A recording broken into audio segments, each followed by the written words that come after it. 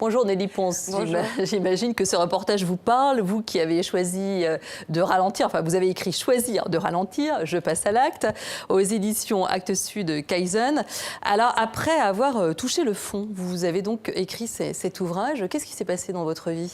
Il s'est passé ce qu'on appelle communément un burn-out, qui est en réalité un processus d'épuisement physique et psychique total.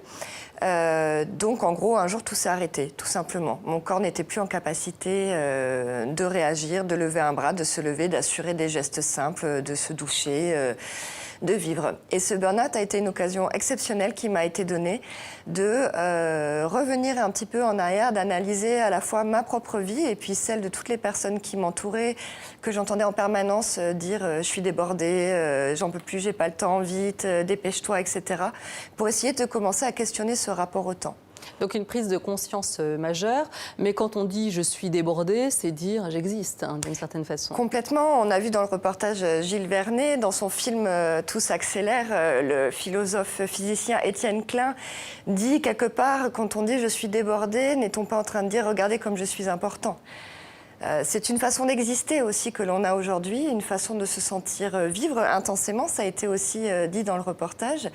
Et c'est quelque chose qui nous donne une illusion, voilà, qui, selon moi, nous fait perdre énormément au change quand même.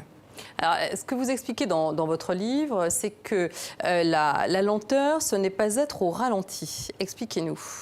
Alors, en travaillant sur ce livre, j'ai ouvert le dictionnaire, tout simplement, c'était un Larousse, et je me suis rendu compte que la définition de la lenteur était extrêmement péjorative, connotée. Donc, la lenteur, c'était défini comme, effectivement, être au ralenti, manquer quelque part de dynamisme dans la pensée, dans les actes.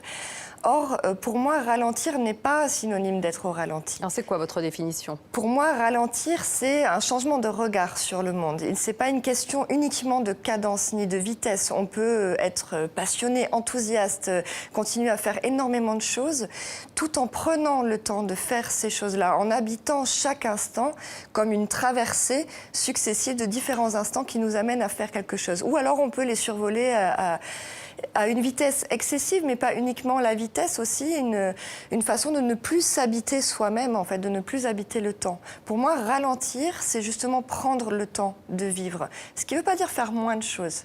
C'est-à-dire habiter l'instant. Habiter l'instant, c'est une très belle parole qui me plaît beaucoup. Alors, 8 Français sur 10 disent qu'ils veulent ralentir, mais ne le font pas forcément. Quels sont les freins ? Alors, on parlait tout à l'heure, je suis débordée, donc je suis quelque part, qui était le titre d'une revue projet. Donc ça, c'est la partie égo. Un des freins qui nous empêche de ralentir, c'est cet égo. C'est oui, mais j'ai besoin de mes 300 amis sur les réseaux sociaux, j'ai besoin de me sentir important. C'est aussi une façon de mettre à distance les gens.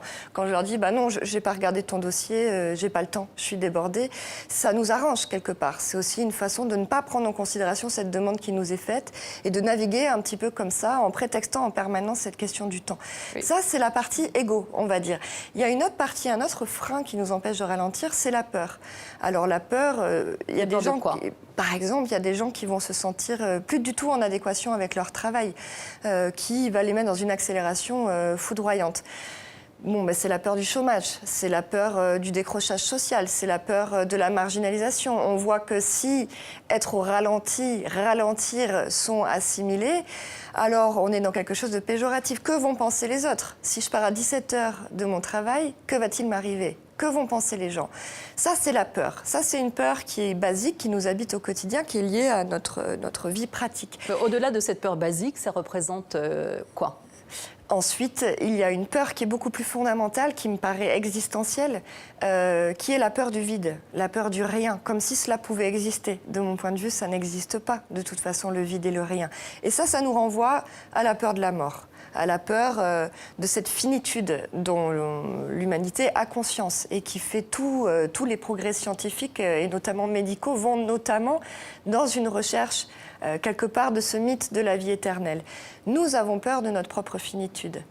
Alors, ce que vous expliquez également dans votre livre, c'est que cette frénésie nous empêche d'être réellement en lien les uns avec les autres. On passe à côté des gens qui sont autour de nous en disant, voilà, si j'ai une minute, je t'appelle, et finalement... Oui. Pour moi, c'est presque un des plus grands drames, on va dire, de cette accélération. Cette perte de lien, elle est liée à la fois à nos vies modernes. On voit bien que les soirées sont beaucoup plus passées devant un téléviseur que dans des veillées à se raconter des histoires, à échanger, etc. On voit que les personnes âgées sont souvent regroupées dans des maisons de retraite. On voit que les enfants sont soumis à des emplois du temps de garde à droite à gauche parce qu'on n'arrive pas à joindre les deux bouts. C'est une question de priorité, finalement. Mais complètement, ce n'est qu'une question de priorité. C'est-à-dire que quand on se rend compte que finalement, qu'est-ce qui va nous rendre heureux, épanouis, de quoi nous avons réellement besoin dans notre vie. Et donc là, c'est une étude américaine que je cite dans le livre, qui a été faite à Harvard pendant quand même plus de 70 ans, et qui nous raconte juste un élément de bon sens, un b.a.-ba, qui est que ce sont les gens qui se sentent le plus entourés qui sont les plus heureux.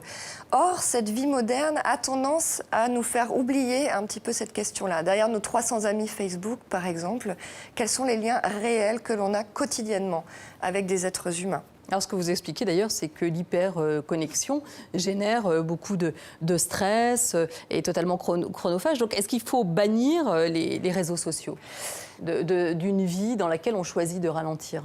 Alors moi, je ne suis pas particulièrement pour ce qu'on pourrait appeler le retour en arrière. Je pense que ces éléments font partie de nos vies d'aujourd'hui et apportent énormément de bienfaits. En revanche, je dirais, faisons attention. Il y a une notion de dépendance, en fait, aux écrans de manière générale et aux réseaux sociaux en particulier, notamment avec l'usage des smartphones. Et il y a un nombre de Français, je crois que c'est plus d'un Français sur 3 qui se dit dépendant de son smartphone aujourd'hui. Donc, utilisons ces moyens qui nous ouvrent sur le monde, qui nous connectent, qui ont une capacité incroyable. Par contre, essayons de nous discipliner dans notre quotidien pour les limiter dans le temps et aussi limiter l'importance que l'on va leur donner au profit de choses qui vont être de l'ordre du sensible, qui vont faire appel à d'autres aspects sensoriels qui sont les nôtres, notre corps, le toucher. Alors précisément, des gens décident de faire de la relaxation, du yoga, la sophrologie, c'est ce que dit le professeur de sociologie, qu'il y a une forme de résistance avec tous ces mouvements. Est-ce que c'est suffisant ? Ou est-ce que ce ne sont que des pansements, finalement ? Alors, de mon point de vue, le danger, effectivement, c'est que ce soit des pansements. Ils sont à la fois essentiels. Tout ce qui va nous aider à être dans un lien avec la nature, dans un lien avec notre corps, est quelque chose qui va participer à éviter l'emballement, en fait, de notre partie cerveau, cérébrale, qui va s'emballer, notamment avec toute cette vie moderne. Donc, c'est essentiel. Ces moments-là sont vraiment essentiels. En revanche, s'ils sont là uniquement pour soulager temporairement des maux qui nous permettent de mieux accélérer par la suite, sans remettre en question où sont nos priorités, qu'est-ce qui est vraiment essentiel pour moi dans la vie, à quoi est-ce que je passe mes journées, qu'est-ce que je balaie comme ça d'un revers de la main aussi rapidement, alors de mon point de vue, c'est de la bobologie. C'est un pansement qui ne nous amène pas bien loin. Alors peut-être une idée pour décélérer très doucement, pour que ce ne soit pas trop violent pour nous les frénétiques. Alors moi j'aime bien essayer de m'appliquer juste une chose quotidiennement. À chaque fois que je m'entends dire « j'ai pas le temps », je dis non. Alors là, arrêt sur image, stop, je n'ai pas pris le temps. En réalité, j'ai choisi de faire ça. Donc, je n'ai pas choisi de faire ça. Ça va m'indiquer quelque chose sur mes choix et mes priorités. Et à partir de là, je vais pouvoir dire, est-ce que ce que j'ai choisi me correspond vraiment ou est-ce que je peux en changer ?